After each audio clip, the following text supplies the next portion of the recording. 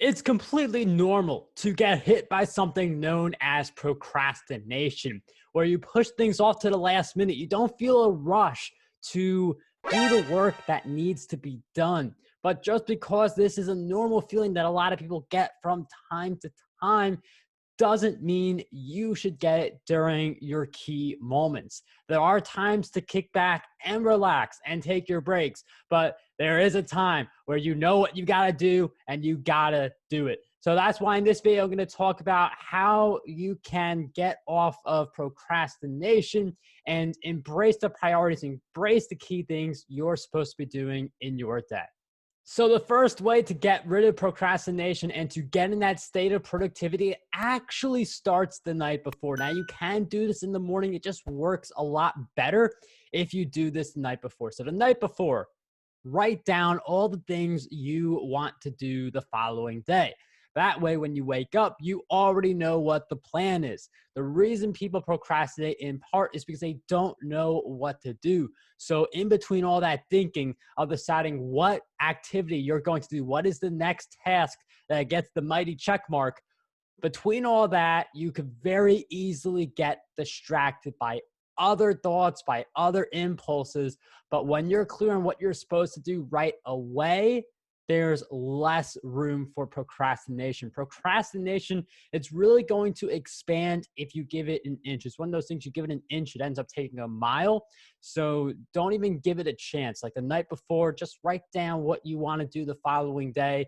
And I would even go a little more advanced with this. I would have an idea of what time of day you're going to wake up and know what exactly you're going to do from 9 a.m. to 10 a.m., from 10 a.m. to 11 a.m., and literally map out your entire day. If you do the map out method and you do it by the minute, I'd recommend giving yourself some margin of safety. So maybe if you want to work until 8 p.m., not to say that it's got to be straight. Like with my schedule, I've put in breaks and other things like that. You may want to, in the scheduling, just give yourself 2 hours of extra space because of unexpected things that can happen. And you don't want it to feel like a train wreck if you fall out of schedule.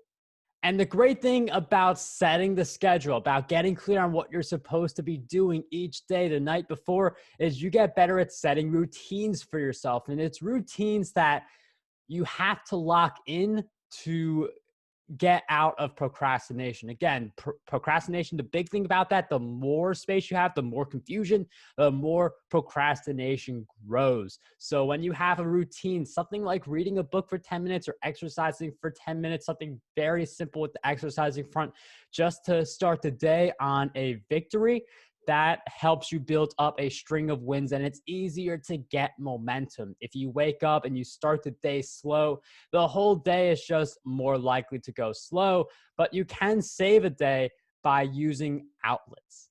So an outlet is something that allows you to bring yourself back to center. So something like exercise. Anytime that I'm feeling unproductive and procrastination is about to get in there, that is the time to exercise for me. When I get back to my exercise, which is usually a run, and I take my shower, I am back and I am ready to get my work done.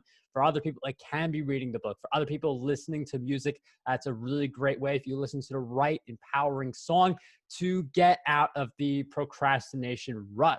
So get clear on what those outlets are for you and make sure you're picking ones that help you, because watching TV, I mean, you're sitting passively. It's not necessarily something where you feel empowered and you're ready to go tackle your goals after watching the media on TV for a few hours.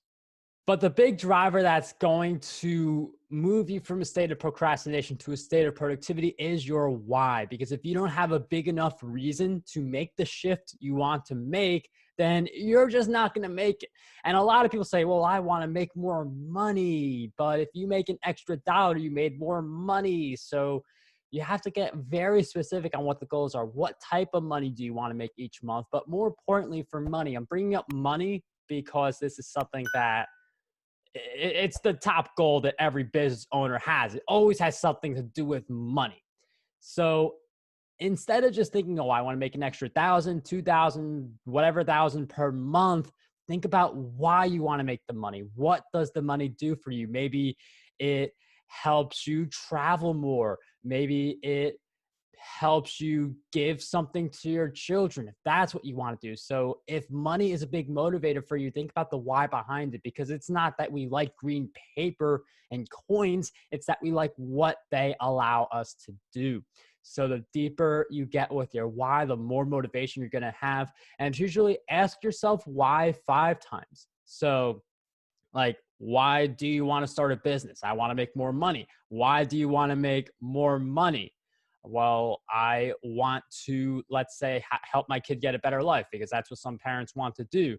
And then it's like, oh, why do you want to do that? And then the more whys you ask yourself, the deeper you get into that really core foundational belief, that motivation that is going to propel you to pursue the big goals in your life.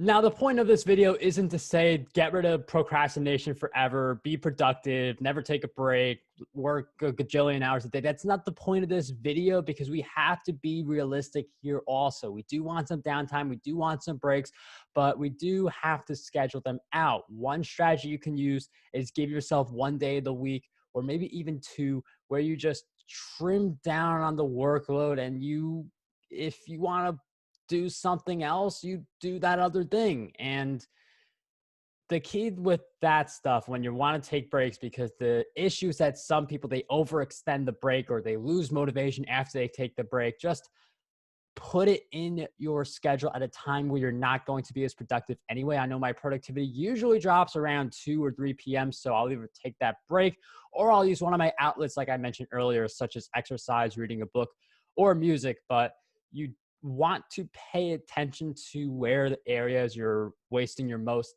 time, and then address those areas, whether it means pushing them to times where you're just not as productive, or eliminating them and just replacing them with something else, or even just deciding I'm only going to address that activity for just one day of the week. So it's going to be different for different people, but make sure you pay attention and track your time, so you see what are your greatest opportunities for changing the schedule to achieve more growth. And if you guys did enjoy this video, make sure you like and subscribe. I know there's a lot of people who watch the videos that are not subscribed. So if that you, I'd really love it if you do smash that button, because we always love welcoming people into the community. And signing off for this video, dream big, achieve greatness, unlock your potential today.